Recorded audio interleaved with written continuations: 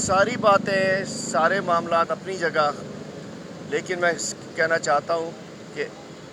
इन मकीनों का, इन flat owners का, इनका कोई कसूर नहीं है। इनका कोई कसूर नहीं है, चूँकि जब कोई शख्स कोई फ्लैट लेने जाता है, कोई प्लॉट लेने जाता है, कोई बेंगलो लेने जाता है, कोई प्रॉपर्टी किसी बिल्डर की परचेज़ करने जाता है, तो वो देखता है कि इसका टाइटल डॉक्यूमेंट है,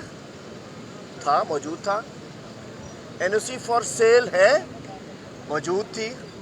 मास्टर प्लान में है, मौजूद था। ये सब कुछ देखने के बाद कोई ऐसी जगह नहीं थी कि इनको कहा जाता होगा नहीं जी पहले आपने उस जगह से जाके इसको वेरीफाई करा कर आना है। तो उन्होंने वो जो हमारे कानून के मुताबिक, हमारे उसूल के मुताबिक जो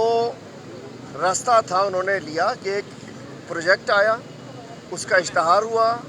उसकी जाके एनओसी फॉर सेल के नंबर अखबार में आया और उन्होंने जाकर वो बुकिंग करा ली,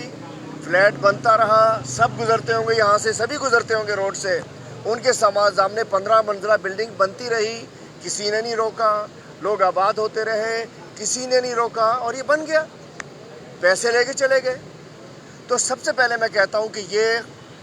इस वक्त ये बेचारे कहाँ जाएं? इनको जो इनकी डिमांड है कि इन्हें टाइम मिलना चाहिए, इंसानी बुनियादों के ऊपर, ह्यूमैनिटेरियन ग्राउंड्स के ऊपर इनके खिलाफ हम तो बात नहीं को लिख के देना चाहिए। अभी तो उन्होंने इश्तहार दिया है, कंपनी ढूंढ रहे हैं गिराने वाली, इनके पास कोई कंपनी, इनके बनाने वाली कंपनी है, गिराने वाली कुछ नहीं है इनके पास। तो मैं कहना चाहता हूँ कि इन्हें टाइम मिलना चाहिए और उन्होंने बात की है। इंशाअल्लाह मैं मरकज़ में बात करूँगा, मैं लॉ मिनिस्ट्री में बात करूँगा, मैं इंशाअल्लाह गवर्नर साहब यहाँ नहीं है, मैं अटॉर्नी जनरल से ही बात करना चाहूँगा कि टाइम अगर मिल सकता है तो ज़रूर लिया जाए। लेकिन अब मैं आता हूँ असल मुद्दे की तरफ।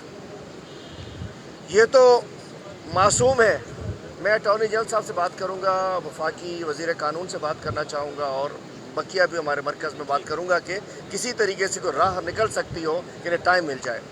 लेकिन अब मैं असल बात पे आता हूँ